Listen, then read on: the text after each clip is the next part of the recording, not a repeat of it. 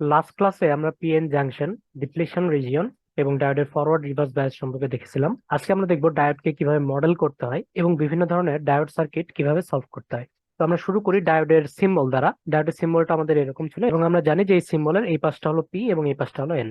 তো diode modelling দ্বারা আসলে বোঝায় যে ডায়োডকে আমরা হচ্ছে ইলেকট্রিক্যাল আমাদের যে জানা কম্পোনেন্ট গুলো এগুলোর মাধ্যমে প্রকাশ করবো, যেমন রেজিস্ট্যান্স, ভোল্টেজ সোর্স, এগুলোর মাধ্যমে হচ্ছে রিপ্রেজেন্ট করতে পারবো, যাতে করে আমরা ইলেকট্রিক্যাল সার্কিটের মাধ্যমে একে সলভ করতে পারি। তো আমরা গত ক্লাসে একটা গ্রাফ দেখছিলাম, তো আমরা সেই গ্রাফটার শুধুমাত্র ফরওয়ার্ড বায়াস নিয়ে ডিসকাস করব, কারণ আমাদের জেনারেল যে ডায়োড গুলা এগুলোকে আমরা ফরওয়ার্ড রিজিয়নে এগুলোকে অপারেট করাই। তো আমরা দেখছিলাম এরকম একটা গ্রাফ ফরওয়ার্ড রিজিয়নে, এবং আমরা দেখছিলাম এখানে একটা ব্যারিয়ার পটেনশিয়াল ভিবি, যেটা সিলিকনের ক্ষেত্রে 0.7 ভোল্টের মতো হতো। তো এইটা ছিল আমাদের ডায়োডের এক্সপোনেনশিয়াল মডেল বা প্র্যাকটিক্যাল মডেল। অ্যাকচুয়ালি যেটা ঘটে আমাদের ডায়োডে, এক্সপোনেনশিয়ালি আমাদের হচ্ছে কারেন্টটা বৃদ্ধি পায়, এদিকে হচ্ছে আমাদের আইএফ এবং এদিকে হচ্ছে ভিএফ। তো অ্যাকচুয়ালি আমরা যখন ডায়োড সার্কিট সলভ করবো, আমরা হচ্ছে এক্সপোনেনশিয়াল মডেলটা ইউজ করবো না। এক্সপোনেনশিয়াল মডেলকে অ্যাকচুয়ালি একটা ডাইনামিক রেজিস্ট্যান্স দ্বারা রিপ্রেজেন্ট করা হয়, আরডি। এটা হচ্ছে আমাদের ভ্যারিয়েবল একটা রেজিস্ট্যান্স। তো এই মডেলটা আমরা অ্যাকচুয়ালি শিখবো না এখন। আমাদের অ্যাকচুয়ালি এখন যেটা শিখতে হবে সেটা হচ্ছে কনস্ট্যান্ট ভোল্টেজ ড্রপ মডেল এবং আইডিয়াল মডেল। আইডিয়াল ডায়োডকে আমরা যদি প্রকাশ করতে চাই তাহলে সেটা কেমন হতো, সেটা আমাদের ফরওয়ার্ড কারেন্টকে এইভাবে বোঝাতো। Just ন্যূনতম একটা ভোল্টেজ যদি আমরা দেই ফরওয়ার্ড ডিরেকশনে, তাহলে আমাদের হচ্ছে এখানে আমরা আইএফ পাবো। একদম 0 ভোল্টেজের কাছাকাছি দিলে আমরা হচ্ছে ফরওয়ার্ড কারেন্ট পাবো। এরকম একটা মডেল যদি বোঝাই, এটা হচ্ছে আমাদের আইডিয়াল মডেল, যেটা আমরা এক্সপেক্ট করি। আইডিয়াল মডেলকে প্রকাশ করতে গেলে তাহলে কি করতে হবে, এই ডায়োডকে ফরওয়ার্ড বায়াসে আমাদের হচ্ছে একদম একটা শর্ট সার্কিট দ্বারা প্রকাশ করতে হবে। এই পিএন কে একদম শর্ট করে দিতে হবে, যে এটা ফরওয়ার্ড রিজিয়নে একদম এভাবে শর্ট থাকবে। আর রিভার্স রিজিয়নে যখন যাব, তখন একদম কি থাকবে, ওপেন সার্কিট থাকবে, মানে আমাদের কারেন্ট ফ্লো করবে না। এইটা হচ্ছে আমাদের আইডিয়াল মডেল। যদি এটা আইডিয়াল মডেল হয় তাহলে সার্কিট সলভিং এর ক্ষেত্রে আমরা অ্যাকচুয়ালি আইডিয়াল মডেলটা ইউজ করি না। আমরা যেটা করি, এই দুটোর মিক্সচার অ্যাকচুয়ালি ইউজ করি। আমরা এরকম একটা গ্রাফ ফলো করি যেখানে একটা ব্যারিয়ার পটেনশিয়াল থাকে এবং ওই ব্যারিয়ার পটেনশিয়ালে ভোল্টেজটা আমাদের ফিক্স থাকে, এরপরে কারেন্টটা হচ্ছে একদম সরাসরি হচ্ছে গ্রো করে। তো এইদিকে যদি আমরা আইএফ প্লট করি, এদিকে যদি ভিএফ প্লট করি, তাহলে আমাদের গ্রাফটা হচ্ছে এরকম দেখতে পাই। এবং আদার্স আমাদের যে রিভার্স রিজনে, ওখানে আমাদের আইডিয়ালের মতো ওখানে ওপেন সার্কিট থাকবে। কিন্তু এখানে কি হচ্ছে, একটা অ্যাডিশনাল ভোল্টেজ ড্রপ আমরা ইনক্লুড করতেছি আইডিয়ালের সাথে। তো এই অ্যাডিশনাল ভোল্টেজ ড্রপটা হচ্ছে ব্যারিয়ার পটেনশিয়ালের সমান। তো এই কেসে আমরা হচ্ছে ডায়োডকে কিভাবে মডেল করব, এই কেসে আমরা যখন ফরওয়ার্ড বায়াসে থাকবো তখন হচ্ছে সিম্পলি একটা ভোল্টেজ সোর্স দ্বারা রিপ্রেজেন্ট করব। আর যখন রিভার্স বায়াসে থাকবো তখন হচ্ছে এইরকম আমরা পিএন জাংশন কিভাবে হচ্ছে একটা ওপেন সার্কিট হিসেবে চিন্তা করব।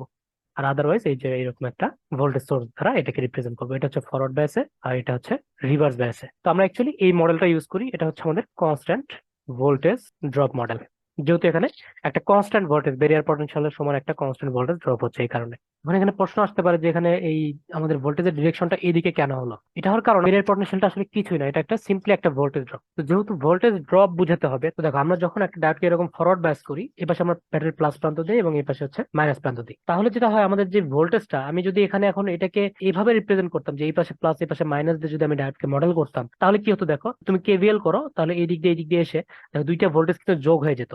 কিন্তু এখানে কিন্তু আমাদের ভোল্টেজ যোগ হচ্ছে না, আমরা কিন্তু একটা বাধা পাচ্ছি, ব্যারিয়ার একটা পটেনশিয়াল আমাদের ড্রপ হচ্ছে। ড্রপ বোঝানোর জন্য আমাদের কি করতে হবে, তাহলে ভোল্টেজকে বিয়োগ করতে হবে।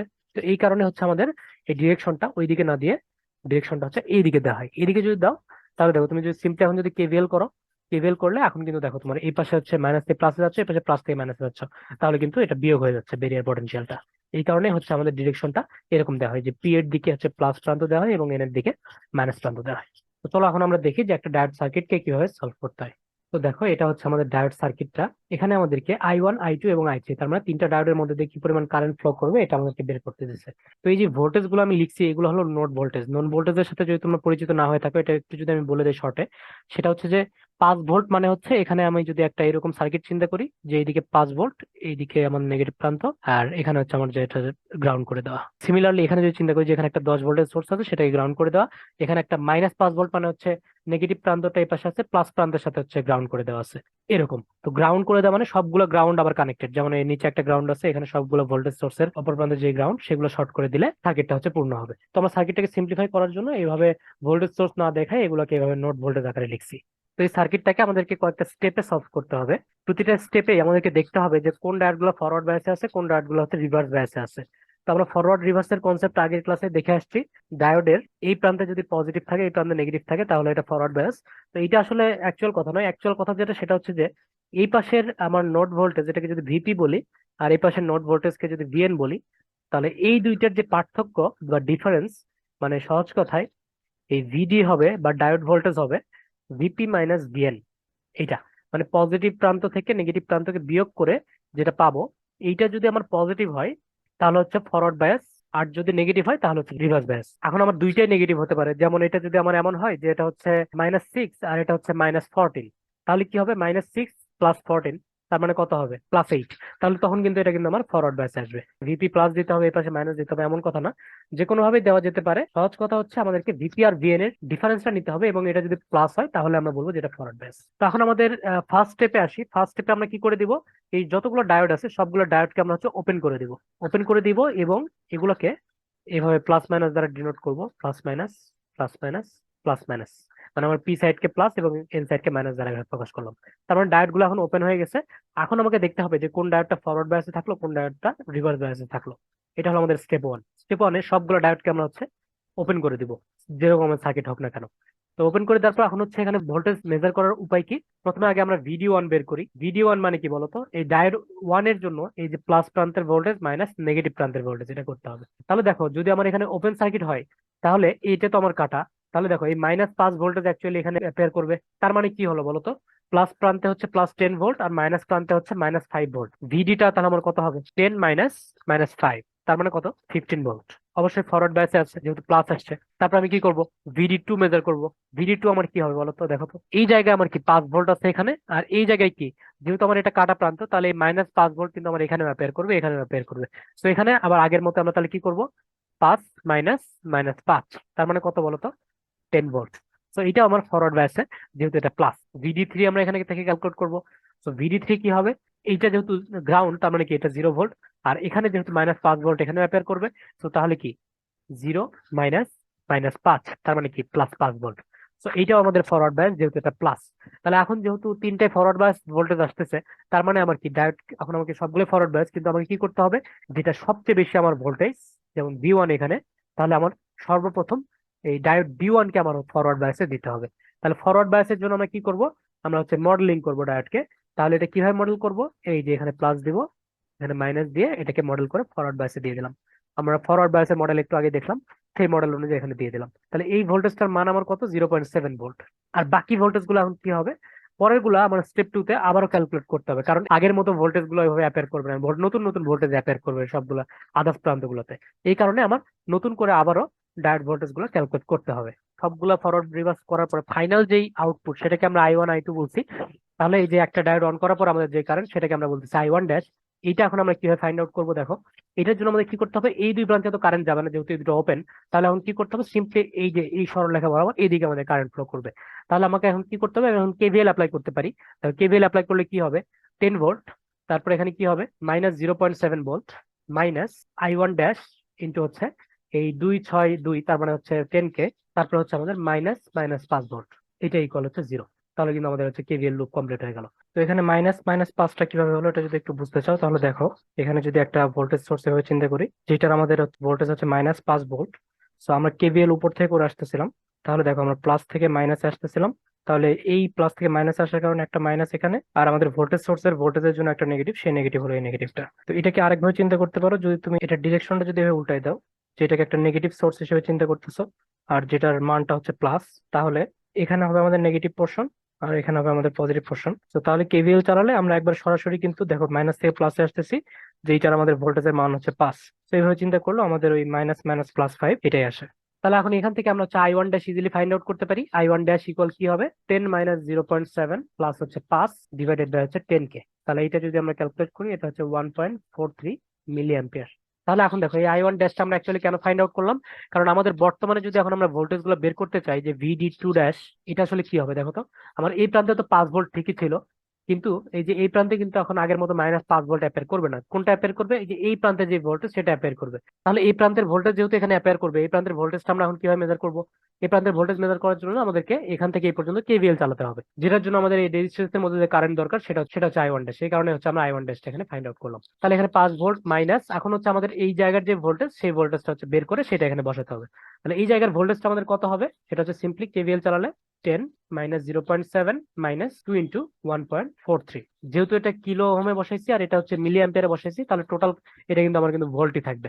এটার জন্য আর আমার অন্য কোনো ইউনিটে যেতে হবে না। তাহলে এটা করলে আমি যেটা পাই, -1.44 ভোল্ট।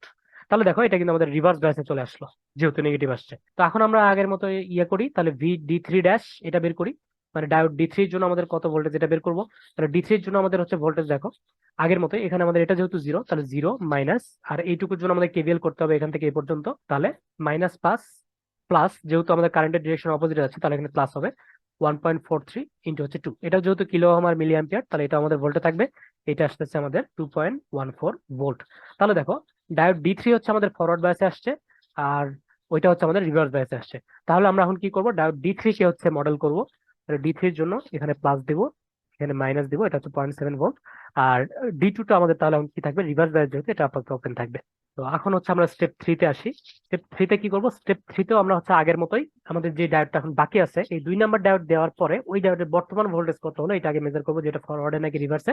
ফরওয়ার্ড হলে ফরওয়ার্ডে মডেল করবো, রিভার্স হলে রিভার্সে মডেল করে ওপেন সার্কিট করে দেবো। তো এর জন্য কিন্তু আমাদের কি লাগবে, কারেন্ট লাগবে, কারণ রেজিস্ট্যান্সের মধ্যে দিয়ে কারেন্ট না জানলে আমরা কিন্তু কেভিএল ইউজ করতে পারবো না। তো তাহলে আমরা আগের মতোই কারেন্ট বের করি, আই ওয়ান ডাবল ড্যাশ বের করার জন্য দেখো আমাদের আই টু যেহেতু জিরো, শুরুতে আমরা এটাকে ওপেন সার্কিট করে রাখছি। তাহলে দেখো এই আই ওয়ানটাই কিন্তু আমাদের এদিক দিয়ে ফ্লো করবে, এই 6 কে মধ্যে দিয়েও কিন্তু আই ওয়ানটাই ফ্লো করবে, যেহেতু এদিক দিয়ে কোনো অ্যাডিশনাল কারেন্ট আসতেছে না। তো আমরা এদিক দিয়ে এদিক দিয়ে এদিকে এই পথটা ধরে যদি আমরা কেভিএল চালাই, তাহলে আমাদের এই I1 ডাবল ড্যাশ এটা কত আসে দেখো, এটা সিম্পলি আসবে এরকম 10 মাইনাস 0.7 প্লাস 0.7 ডিভাইডেড বাই 8 কে, যেহেতু এবার 6 আর 2 এই দুইটার মধ্যে দিয়ে আমাদের হচ্ছে কারেন্ট যাচ্ছে। তো এইটা যদি তুমি ক্যালকুলেশন করো তাহলে হচ্ছে 1.25 মিলি অ্যাম্পিয়ার। আর সিমিলারলি তুমি হচ্ছে এই যে এইটার মধ্যে দিয়ে যদি কারেন্ট চাও, এটাকে I ডাবল ড্যাশ বলি, এটা কত হবে, এটা হবে সিম্পলি দেখো এই জায়গার ভোল্টেজ কিন্তু আমাদের কত, এখানে যেহেতু জিরো গ্রাউন্ড তাহলে এখানে -0.7 ভোল্ট। তো আমরা যদি এদিকে কারেন্ট বের করতে চাই তাহলে কি হবে, -0.7 মাইনাস -5 ডিভাইডেড বাই 2 কে, যেহেতু শুধুমাত্র 2 কে রেজিস্ট্যান্সের মধ্যে দিয়ে আমাদের কারেন্টটা যাচ্ছে। তাহলে এইটা যদি তুমি ক্যালকুলেশন করো তাহলে এটা আসতেছে হচ্ছে 2.15 মিলি অ্যাম্পিয়ার। তাহলে এখন আমরা রেডি, এখন আমরা ভোল্টেজটা মেজার করতে পারি। তাহলে আমাদের VD2 ডাবল ড্যাশ এটা আমাদের কত হবে, সিম্পলি আমাদের 5 ভোল্ট থেকে মাইনাস হবে এই পরের এই যে ভোল্টেজটা, এটা হচ্ছে এখানকার ভোল্টেজ, সেটা আমরা কই পাবো, এটা আমরা কেভিএল করে পাবো। কেভিএল করলে 10 মাইনাস 0.7 মাইনাস 2 ইন্টু 1.25, এটা যদি ক্যালকুলেট করো তাহলে হচ্ছে -1.8 ভোল্ট। যেহেতু এটা নেগেটিভ, তো এটা রিভার্স ব্যাস, তার মানে এটা ওপেন সার্কিটই থাকবে। তার মানে এই যে সেকেন্ড স্টেপে আমরা যে ক্যালকুলেশন গুলো করছি, এই ক্যালকুলেশন গুলা অ্যাকচুয়ালি 3 নাম্বার স্টেপ করার পরে আমাদের যে অ্যাকচুয়াল সার্কিট আমরা পাচ্ছি সেটাই ক্যালকুলেশন সেম থাকবে, কারণ এটা হচ্ছে আমাদের ওপেন সার্কিট, এটা রিভার্স বায়াসই থাকতেছে। তাহলে আমরা বলতে পারি আমাদের যে কাঙ্ক্ষিত I1 ছিল সেটা তাহলে কি হবে, আমাদের এখানে যে I1 ডাবল ড্যাশ বলছি সেটাই হবে। এবং I2 আমরা কই থেকে পাবো, I2 হচ্ছে আমাদের 0 অ্যাম্পিয়ার, যেহেতু এটা ওপেন সার্কিট থাকতেছে ফাইনালিও, তাহলে এটা 0 অ্যাম্পিয়ার হবে। আর I3 আমাদের কত হবে, I3 আমাদের যেহেতু ডায়োডের মধ্যে দিয়ে কারেন্ট, তার মানে হচ্ছে এই যে এটা হচ্ছে আমাদের I3, I ডাবল ড্যাশ যেটা বের করছি সেটা হচ্ছে এই 2 কের মধ্যে দিয়ে কারেন্ট। আর I1 যেটা পাইছি এটা হচ্ছে এইটুকু রিজিয়নের জন্য কারেন্ট। তাহলে দেখো এই জায়গা দিয়ে আমাদের I1 আসলো, এখান থেকে হচ্ছে I3 আসবে, এই দুটো যোগ করে কিন্তু আমাদের I ডাবল ড্যাশ হচ্ছে। তাহলে I3 এইটা তাহলে কি হবে অ্যাকচুয়ালি, এটা কিন্তু আমার হবে I double dash minus I1 double dash. এটা হচ্ছে আমার সিম্পলি কিন্তু কেসিএল, ওই নোটে আমরা যদি কেসিএল অ্যাপ্লাই করি তাহলে হচ্ছে এটা পাই। তাহলে এই দুটো বিয়োগফল করলে এটা হচ্ছে আমাদের 0.9 মিলি অ্যাম্পিয়ারের মতো আসবে। তাহলে দেখো আমরা I1 I2 এবং I3 তিনটাই ক্যালকুলেট করে ফেললাম। তাহলে এরকম যে কোনো সার্কিটই থাক না কেন, আমরা হচ্ছে শুরুতে সবগুলো ডায়োডকে ওপেন করে দিব, সবগুলো ডায়োডের ভিডি বের করব, মানে ভিপি মাইনাস ভিএন বের করব, করে দেখবো কোনটা ম্যাক্সিমাম, যেটার জন্য ম্যাক্সিমাম আমাদের ভোল্টেজ হবে প্লাস, সেটা আমরা ফরওয়ার্ড বায়াস করে দিব। একটা করে ডায়োডকে ফরওয়ার্ড করার পরে আবারও আমাদেরকে ভোল্টেজ ক্যালকুলেট করতে হবে, আবারও দেখতে হবে ডায়োডের অ্যাক্রসে ভোল্টেজ কোনটা পজিটিভ হচ্ছে, যেটা আমার ম্যাক্সিমাম হবে ওইটা আমার ফরওয়ার্ড বায়াস করে দিতে হবে, আর যদি নেগেটিভ থাকে তাহলে ওগুলো রিভার্স বায়াস থাকবে। এবং ফাইনালি লাস্টে যে আমাদের যে কারেন্টটা আমরা পাবো সেটাই হবে আমাদের অ্যাকচুয়াল কারেন্ট। তো আশা করা যায় ডায়োড সার্কিট নিয়ে তোমাদের আর ভয়ের কোনো কারণ নেই, যে কোনো সার্কিট দিলে সলভ করতে হবে, বা জেনারেল প্রসিডিউরটা আমি তোমাদেরকে দেখাই দিলাম। আমরা নেক্সট ক্লাসে ডায়োড ইউজ করে রেকটিফায়ার বা এসি থেকে ডিসি তে কনভার্সন কিভাবে করা যায় এটা আমরা দেখবো। আজকে এই পর্যন্তই, ভালো থাকো সবাই, আল্লাহ হাফেজ।